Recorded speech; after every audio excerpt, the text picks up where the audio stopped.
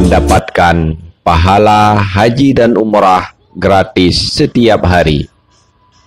Sebagai seorang muslim, kita pasti sangat mendambakan untuk bisa menunaikan ibadah haji dan umrah sebagai sebuah ibadah yang sangat istimewa di dalam Islam, karena imbalan pahalanya yang luar biasa.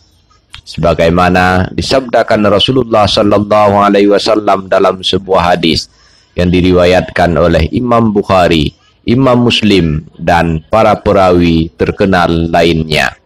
Al-umratu ilal umrati kaffaratun lima bainahuma wal hajjul mabruru laisa lahu jazaa'un illal jannah. Umrah yang satu kepada umrah lainnya dapat menghapus dosa di antara keduanya, dan haji yang mabrur itu tiada balasan lain selain surga.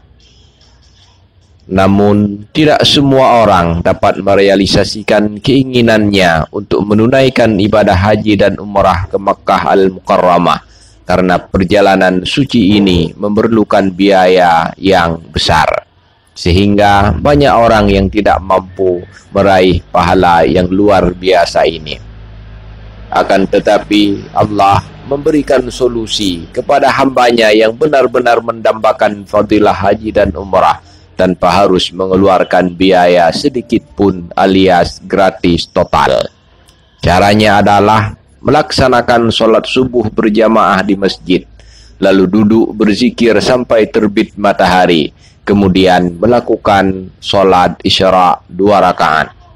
Dalam sebuah hadis yang diriwayatkan oleh Imam Tirmizi, Rasulullah sallallahu alaihi wasallam bersabda, Man shallal ghadata fi jama'atin thumma qa'ada yazkurullaha hatta tatlu'a asy-syamsu thumma shalla raka'ataini kanat lahu ka'ajri hajjatin wa umratin.